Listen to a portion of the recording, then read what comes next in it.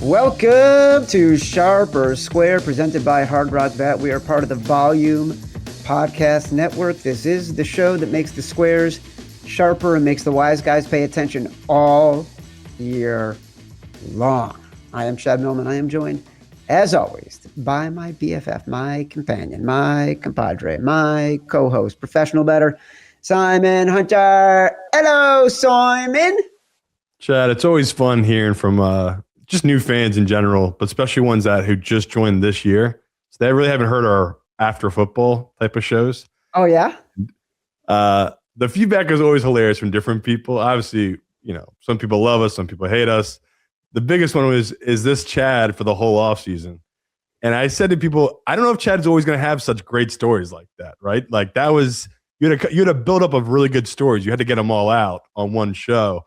But yeah, I said, Chad's gonna talk about Chad and tell some stories in the office. I mean, that's what we're doing here, people. But yeah, I thought that was very funny from hearing from a lot of people where they're like, yeah, during the season, I get it. It's like you guys are just doing quick stories and stuff, but Chad was really on one last show, and I was like, yeah, that's off season Chad. That is so funny. I can't tell.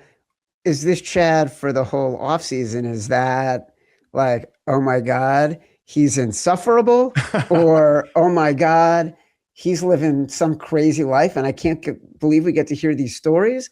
Like, what exactly is the context for oh my God, is this Chad off season? I think a little bit of both. I agree. It's more so of I think people in shock of what your life is like right now. They're like, I can't believe Chad's traveling around doing all this cool stuff. And it's like, he's writing a pretty sweet book.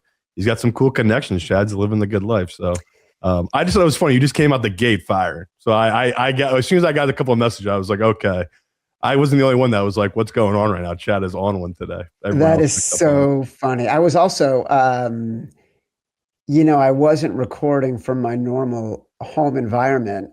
And Mitchell knows, I don't like going anywhere. And it just so happens that the first 2 months of this year, I have no joke, been traveling literally every single week. I've been on planes for 8 straight weeks, 10 different cities, God knows how many states, just because of the book and because of Indiana and because of All-Star and some other consulting work I'm doing. And so it's just been a crazy few months with a lot of They are the really cool stuff run, Chad. You really are. I don't know if you're peaking right now in life, but you had a crazy run there of going to pretty sweet events.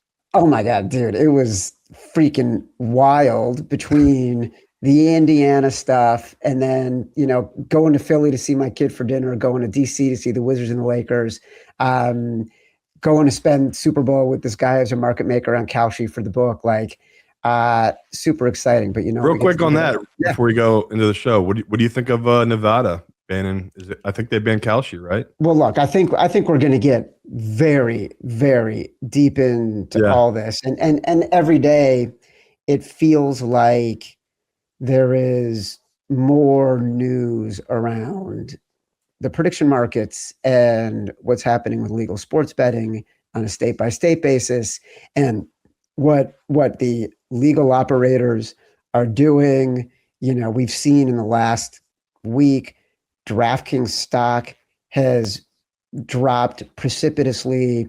Jason Robbins has been trying to explain it. Jason Robbins is talking about the stock getting killed and that the market cap for his company is actually smaller than what the valuation is for companies like Polymarket and Kalshi. So when he's asked if they would want to buy him, he's pretty honest, like the valuations for these makes them too high for us to acquire right now. But look, this business is in chaos right now. And because the prediction markets have sort of decided they are going to do what Facebook did 20 years ago and Uber did 10 years ago and just start doing whatever they want to do. And either the courts will eventually stop them or everyone else will decide this is how business is going to operate and this is what the new opportunity is, and they'll be way ahead of it. It's a fascinating time. I'm enjoying doing the book because of all that. And you and I, and Mitchell, we've talked about we are going to get into the conversation around these. We're going to have on more experts. We're going to talk about, is this betting? Is this not betting? How can people participate? All those kinds of things. I think everyone sort of needs to be informed about and educated about what these are and why they're good, why they're bad, what the benefits of the online operators are, all those kinds of things. So it's going to be crazy. It's crazy. I'm hoping Kalshi does what they should do, and they should put up on their site, will we exist in 5 years? And you let people bet on it. And I was just wondering your first opinion on it, because I don't know if this is the first start of it, right? Is this the crack in the ice here where Nevada is the first state to back their gambling companies and their casinos and ban this? I think it's an all or nothing proposition. Interesting. Okay. I think the prediction markets will exist. Will they exist with sports is another question. And the real question is, it's 2026. In May of 2018, the Supreme Court repealed the Professional Amateur Sports Protection Act, aka PASPA, and allowed every state to decide if they wanted to legalize sports betting, whether through voter referendums, whether through the state legislature, enacting new laws, whatever the case may be. This is a right-leaning conservative Supreme Court. It was a right-leaning conservative Supreme Court in 2018. The reason why proponents of legalized betting and people who wanted PASPA overturned believed they would get the right to offer legalized sports betting in their state is because states' rights is a conservative issue. They believe in the ability of the state to decide their own opportunities and their own future more than they believe in the federal government. What's interesting, and this just happened, is the CFTC, the Commodities Futures Trading Commission, has now come out and said federal authorities should supersede state authority that are trying to block Kalshi from being able to operate in their states where sports betting is legal. So now you've got a conservative executive branch and a conservative Supreme Court that may be on a collision course because what the conservative executive branch and the CFTC is saying does not align with the states' rights principles of historic conservative theology on this topic. It's fascinating, and that's exactly where it's going to end up. And by the way, the person who wrote the decision to overturn PASPA was Samuel Alito, who is one of the most conservative of all the justices on the Supreme Court. So obviously I'm in it, and we're going to dig deeper. It's part of the book that I'm writing. Speaking of books, this guy has become one of my favorite authors the past couple of years since we had him on a couple of years ago. And he wrote that great book about Pete Rose that was a New York Times bestseller that landed exactly as the conversation around sports betting was becoming huge with the Dodgers scandal. He is a New York Times bestselling author. His most recent book digs deep on the defining year in the life of an NBA player who went on to define a generation. I'm talking about Keith O'Brien. His new book out this week is titled Heartland, Forgotten Place, An Impossible Dream, and the Miracle of Larry Bird. A little bit of preamble here. This is mostly about Bird's senior season at Indiana State in 1979. Culminated in the NCAA Finals against Magic Johnson and Michigan State. This created the modern version of March Madness that we all love today. I want to put in context. I always love doing this. I love books like this because, I'm a sucker for like narrative, historical nonfiction. And that's what this book is. And it's brilliant. I've read it. It's great. Keith's an amazing writer and reporter. But what's fun about these books is they put so much in context. And so I like to look back and see like what else mattered at the time and how important was this moment in that era. So on the same day as that Magic and Bird NCAA Finals, Egypt and Israel signed a historic peace treaty, same day. 2 days later, 3 Mile Island. Simon, do you know what 3 Mile Island is? Nope. Jesus Christ. 3 Mile Island was a nuclear reactor in Pennsylvania. Oh, yes. I thought you were talking basketball terms. No. It melted down. I do. Melted down, right? I'm not that young. Okay. So that has set off a 50-year debate about the safety of nuclear energy that still exists today. Also, very important for gamblers. Very, very important. Did you know, March of 1979, the spreadsheet was invented. What would you be doing today without the spreadsheet, Simon? You're lost. It's the cheat code. You'd be on an abacus. So the reason I use all these reference points is because if you ask ChatGPT, which I did for the most important moments in March of 1979, the Larry Bird Magic Johnson Finals gets the same billing as 3 Mile Island, invention of the spreadsheet, and the Israel-Egypt historic peace accords. Keith O'Brien, after all that, welcome back to the show, brother. Wow, what an intro. I love it, Chad. Thanks so much, guys. Great to be back with you. We do our homework here. You do. We're not just going to have you come on, talk about the book as if we don't know what we're asking you. We want people to buy the freaking book. We want to see your Amazon sales rankings jump after this show airs. We want like NPR level influence on the book selling community because we are the most literate sports betting podcast in America. That's right. I love all of that. I mean, listen, you guys move lines, right? You move the spread. You talk about it all the time. Let's move the line on this. I like it. But that's what we're here for. So very first question, given everything I just set up, give me the hook.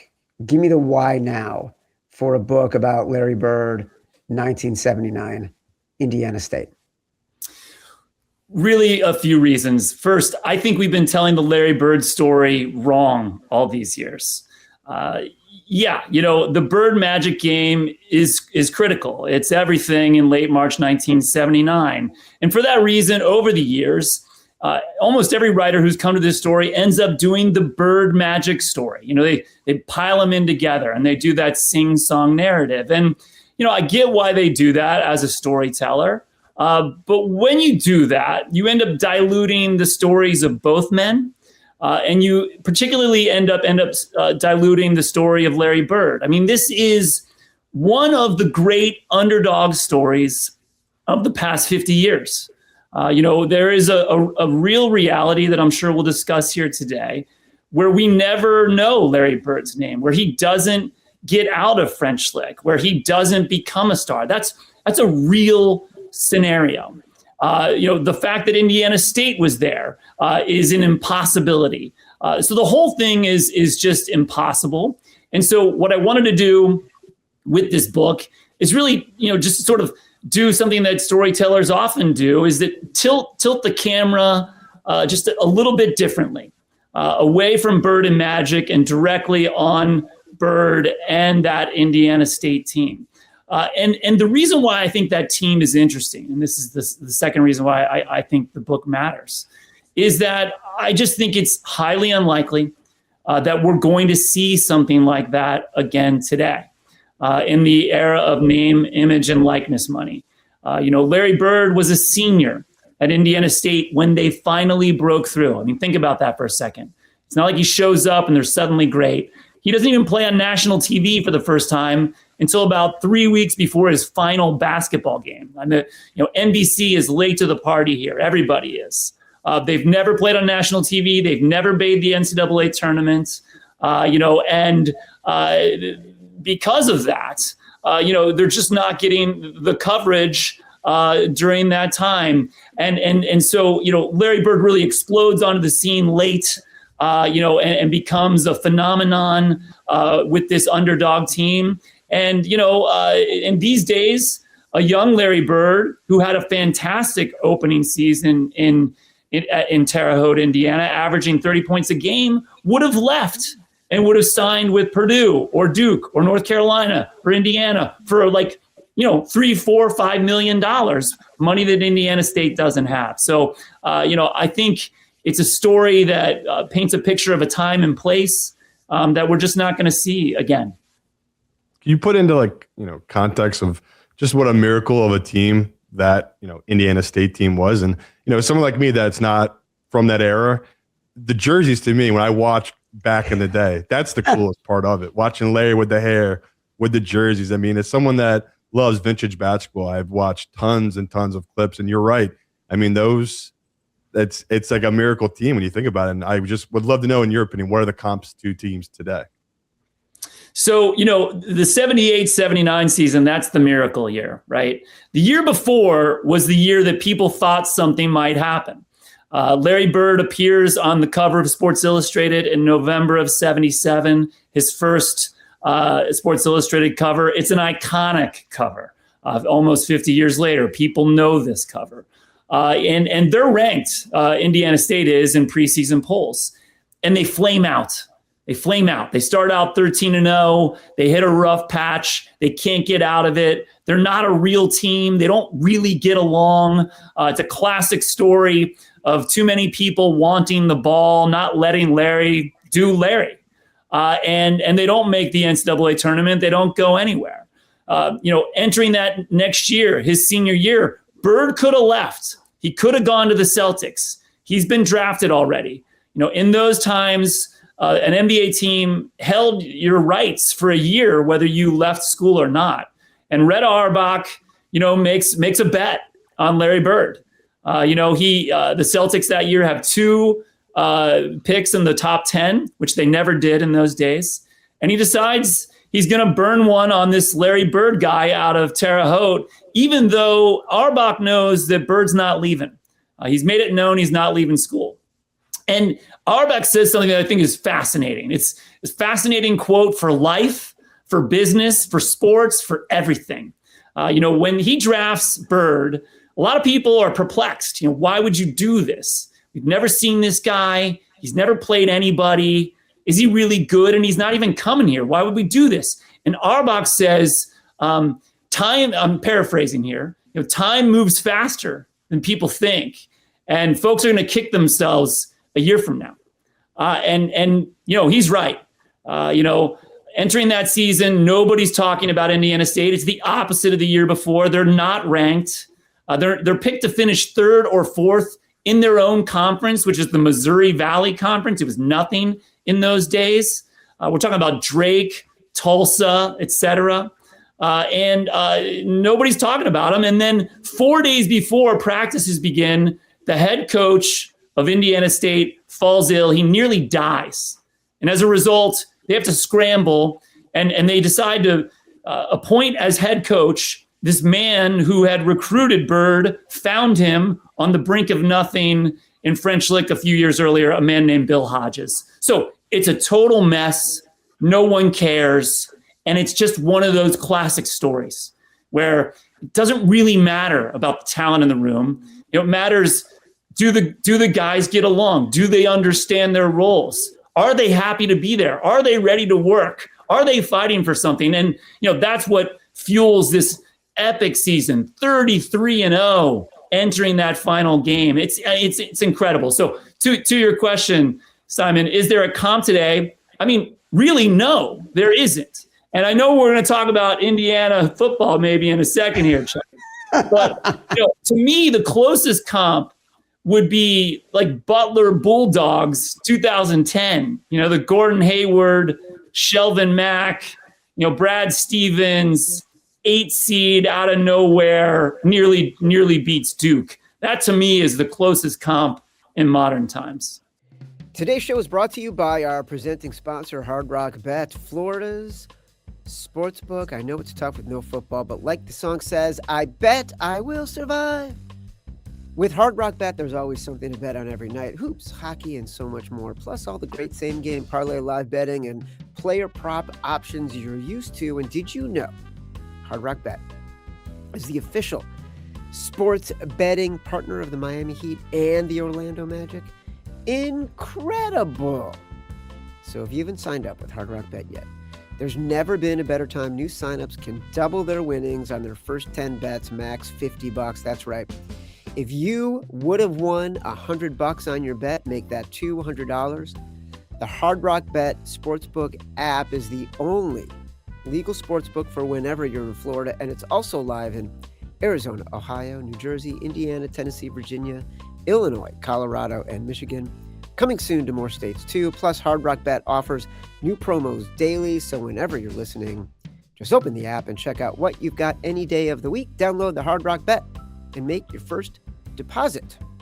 Like I said, I've read the book, and it's amazing because of the reporting threads that you bring together and how you lay out this miracle of a season doesn't happen unless there are 7, 8, 9 different circumstances that come together, including Bill Hodges being a dogged recruiter and having a great eye for talent, and then ultimately getting that job from the coach who probably would not have managed the team in the same way because he had done badly the year before with an incredible group of talent and sort of, for a variety of reasons, lost the plot on what that team could be. There's the story of one of the players who had nearly lost his arm in like a combine thresher farming accident,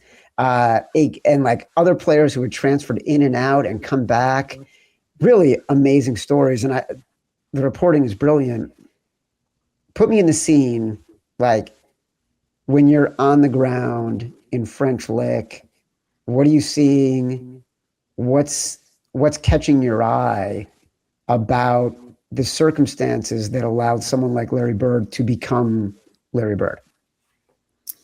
Well, you know the deal, Chad. When you're reporting a book, when you're going somewhere, it's often for very specific reasons. You're flying there to meet with someone or meet with these 4 or 5 people over the course of a number of days. And there was some of that, with this book, of course. But one thing I learned about French Lick very early on is I could get people's phone numbers.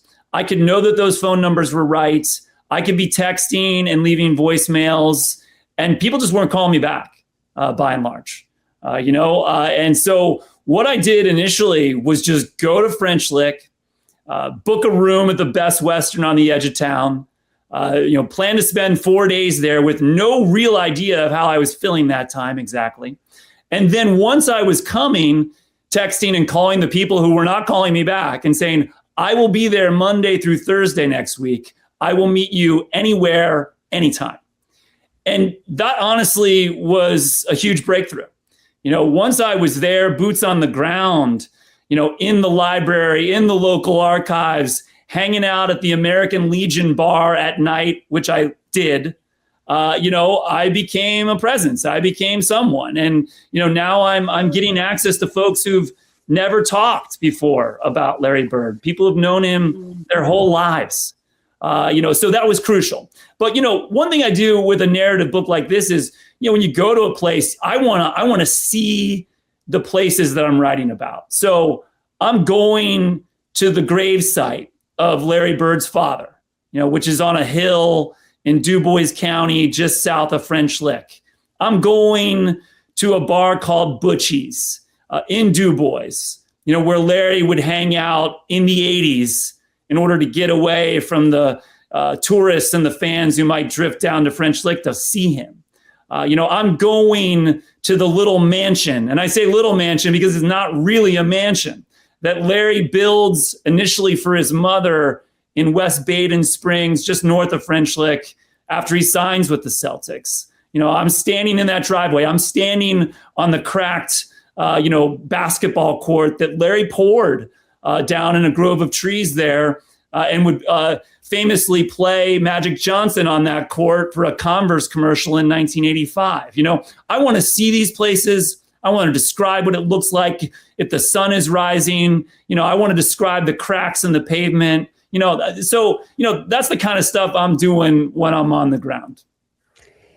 I mean, I'm sick to my stomach and filled with anxiety thinking about landing in a place like French Lick, or as I've done in other places, and not really knowing what you're going to get, not knowing if anyone is going to talk to you. This is very inside book writing, but I also think it's relevant for broader context when talking about just how to get shit done. When you land on the ground and you're in French Lick and you're in that Best Western, are you like immediately getting out on the town, trying to be at the bars, at the restaurants, wherever? Are you texting people? Like, how are you making yourself a presence, and how anxious are you that, holy shit, I signed a book deal, I got to deliver this book and nobody will talk to me? So true. I mean, let's talk about something that really matters to Chad here, Simon. I mean, the anxiety of having a book deal and not knowing where it's going. I mean, that's some real stuff, people. That's some real stuff. And your wife doesn't want to see you when you're in that place. Your kids don't want to see. The dog doesn't want to see you when you're in that place. This is all real, right, Chad? Right? I'm talking real stuff here. It is, dude. My wife and I were going on a trip a few weeks ago, and I haven't written a book in 15 years, and so she remembers sort of that I used to get what she calls book brain, where I'm usually I am on the details, especially when it comes to organization, household systems, logistics. Truly annoying. And we were at an airport sitting at a gate, and my name was announced over the loudspeaker because I had left my bag in like where we had bought food before our flight. And I had been sitting at the gate for 45 minutes and didn't even notice my bag was gone. And she looked at me and she goes, "Oh shit, I forgot about book brain. Like you're not present in anything. There's only one thing you're thinking about all the time, and it's the book." I mean, this is a story I'll tell here, and only on this podcast, only for your listeners. I mean, I got two dogs, and the dogs need to be walked during the day, and I work in a home office. I'm lucky to be able to do that, and but when you're walking the dogs in the middle of the day, even sometimes when I'm listening to your podcast while I'm doing it, I'm thinking about my book, or I'm thinking about the chapter I'm writing, or I'm thinking about the thing the tumbler that hasn't fallen through yet, right? And sometimes I'll actually curse out loud, not even knowing that I'm doing it. And my poor dog will sometimes turn around and be like, "Are you okay, buddy? Are you okay?" This is the world we live in. But I mean, back to your question. I mean, I don't want to paint too dire of a portrait here. Certainly on that first trip to French Lick, there was a lot unknown. I did have a couple of footholds, meetings I had set up. I wasn't coming in blind. I let the library and the librarian know I was coming. I wanted access to certain things that they had there and only there. Librarians are your friend. Archivists are your friend. And I reach out to them like a lifeline in a book writing situation. But, there certainly was anxiety, and I didn't even know, I mentioned a minute ago, the American Legion bar in French Lick. I didn't know that existed. I didn't know that's where people hung out. But once I was in the library and I was doing the work there, in the archive, in the back room, literally on the floor, scanning documents, very glamorous work. I asked the librarian, "Hey, where can I find this certain person?" And it was a person who was, old timer, knew Larry's dad, had information, that was maybe helpful for me. And she said, "Well, he usually hangs out at the American Legion bar." And I said, "Well, where's that? And what time do people go there?" And she said, "Well, the people are there now." It was like 4:30. And so, I will remember, pulling up outside the American Legion bar, this is me, right? This is who I am. And sitting outside in the car going, "Well, I'm going in, I guess. I'm going in," right? And, it's one of those moments where you open the door to this small little bar, and it's like a record scratch moment where literally everybody stops and turns around and is like, "Who is this guy?" Right? I mean, French Lick is a town of about 2,000 people, 1,700 people. Everybody knows who hangs out at the American Legion bar. I am not that person. And so it took me all of, from getting from the door to the bar, 12 steps, where I had to start introducing myself because people are like, you don't belong here. But as soon as I said who I was and what I was working on, I mean, people were thrilled. They were thrilled, that someone was there who was taking an interest, and they were excited to talk. And I'll be honest, on every occasion that I've been back in French Lick for reporting, I go to the American Legion bar, and now I don't go necessarily to do reporting, although when you're there, you do meet people. I go because when I walk in, they know me there now. Amazing. Yeah, it's, for someone like me, I think of Larry as someone that, through TikTok or Instagram, you just see clips and hear stories about players talking about him, right? That's the new generation. That's kind of our intro to Larry Bird, right? Just his whole complex, being cold-blooded, just, a legendary killer. And when you talk about sports, you put him on the pedestal of a guy like Kobe, where he's that same cold-blooded type. And, obviously you've dove into it. He's obviously a much more complex person. Obviously, he's people come off as a super confident dude that people are afraid of. I would just love you to explain what is his personality. Who is Larry Bird? Yeah, those TikToks and those memes, they're accurate. They capture who Larry Bird was, especially as an NBA player. Once he got to the league and established himself there, that's really where he comes into his own as a trash talker, and someone who was, to use your term, Simon, a killer. But that was in him from the start. He had that in him all the way back at Springs Valley High School, in 1973, 74. He has that in him, when he shows up at Indiana State in the summer of 1975.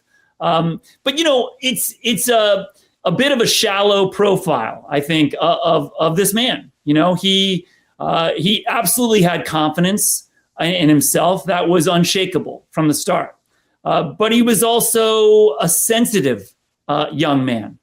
He bristled, at people who did and said small things that rubbed him the wrong way.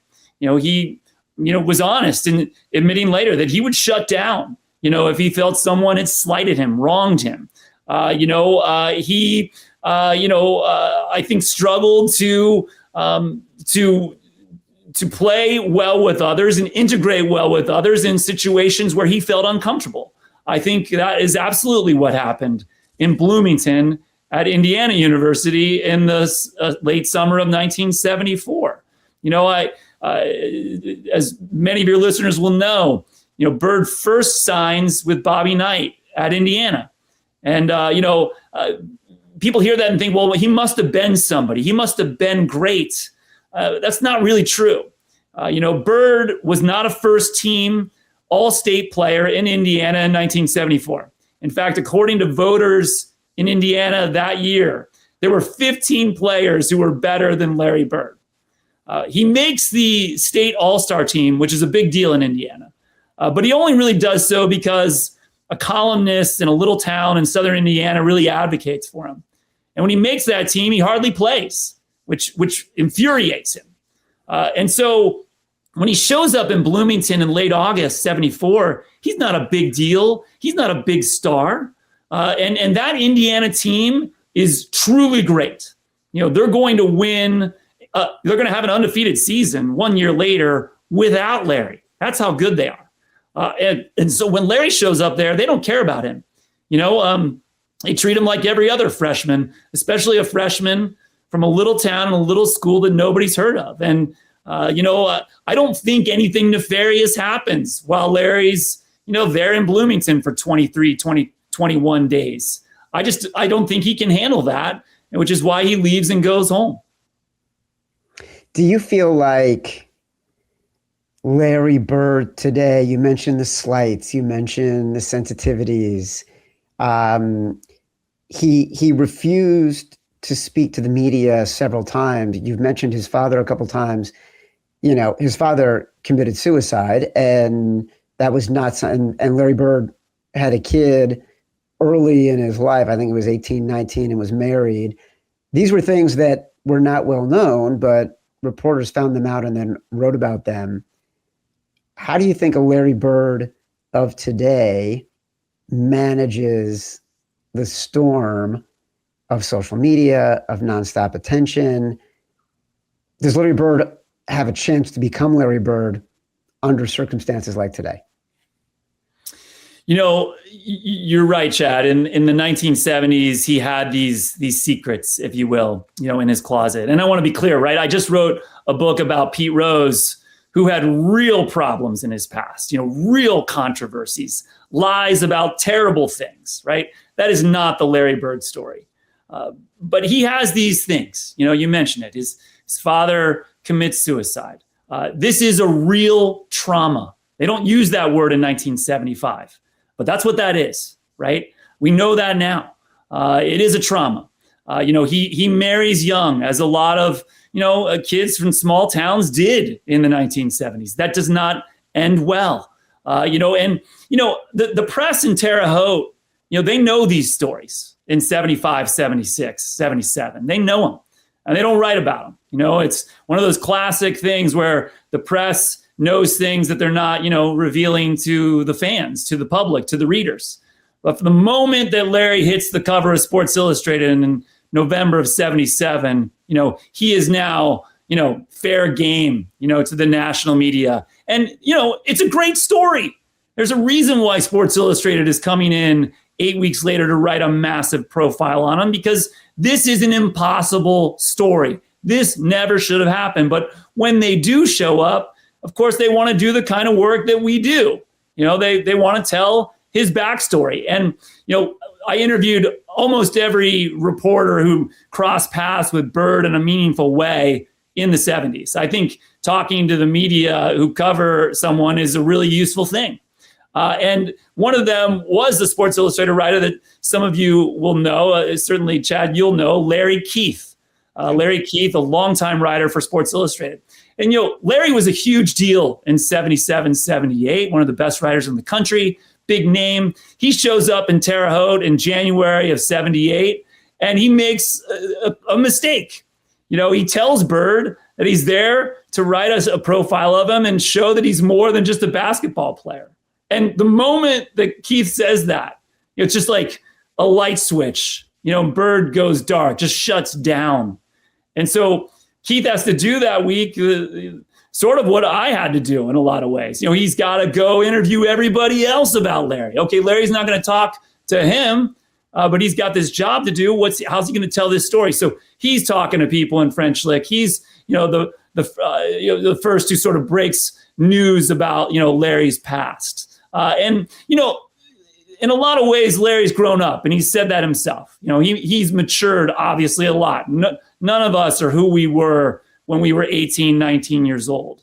You know, and Larry's done today what he wanted to do in 77, 78, 79. You know, he's finally disappeared.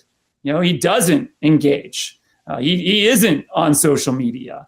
And you know, based on the people that I've interviewed, and I mean his closest friends, people he's texting right now, Larry doesn't care, you know, what people are saying or doing about him. And I think that's there's something admirable about that.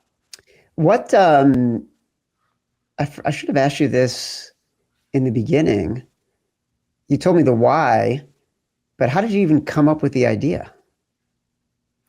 You know, I'd finished the Pete Rose book. I'd finished Charlie Hustle. It wasn't out yet. You know, and that's a time when you're dreaming up story ideas, you're dreaming up projects, possibilities. You know, I've got a list on the wall here of potential things that I might want to dig into. And, you know, I'm from the Midwest. I'm from Cincinnati. I spent a lot of time back there during the reporting of Charlie Hustle. And while that book was in a lot of ways is exactly like all my other books, it's narrative nonfiction. I'm not in it. It was more personal. You know, I was back in my home. I was almost writing a postcard, you know, from my past. And as I was doing that, I was just thinking about other Midwestern stories. And, you know, someone mentioned to me, oh, you should do, you know, a Larry Bird biography.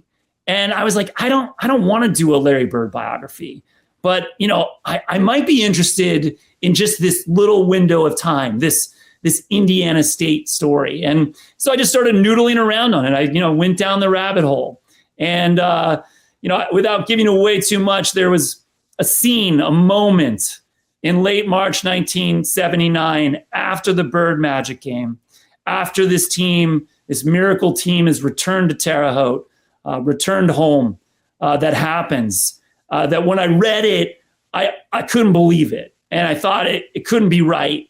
It was just too amazing. It was too great. It was too cinematic. And once I stumbled onto that sort of ending, I almost worked in reverse. No, Larry doesn't strike me as a guy that likes to even live in the past, let alone talk about the past. Did you have to reach out to him a bunch of times? Did he ever respond no, or just never respond? What was that whole interaction like? I did reach out to Larry. I reached out, through his proper channels, through his agent. I would say I made 3 or 4 official approaches. And the initial approach was cordial and no, and it sort of unraveled from there. And I don't know why. I don't know why. This isn't a Pete Rose story, where someone has real problems that they hid and lied about. I didn't understand at times the resistance. But once I was trying to get in through the front door, I was also trying to get in through the back door or the side door. As I mentioned, I got pretty close with Larry's closest friends. And I mean, the people he's in contact with right now, not Danny Ainge, not Kevin McHale, but his friends, the people he hangs out with today. They sat down with me. They granted access to me, long interviews. And so now I'm asking them, hey, can you please help me, connect with Larry? And, I want to do that, of course, for all the obvious reasons.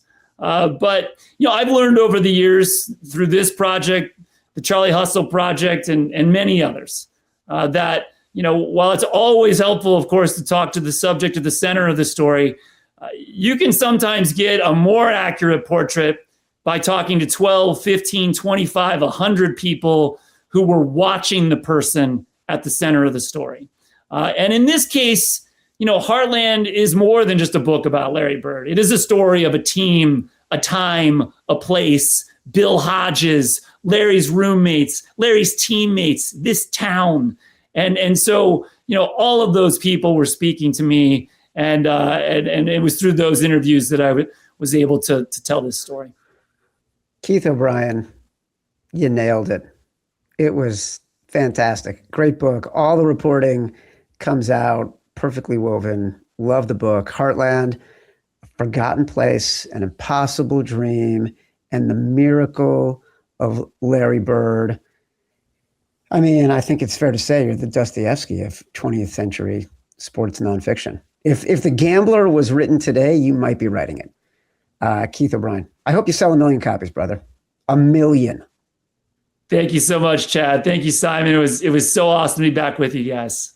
This has been Sharper Square, part of the Volume Podcast Network. Watch or listen on YouTube at Sharper Square. Like the video, subscribe to the channel, download us from Spotify, Apple Pods, wherever you get your pods. Rate, review, subscribe, leave us 5 stars, say whatever you want. Feedback is a gift.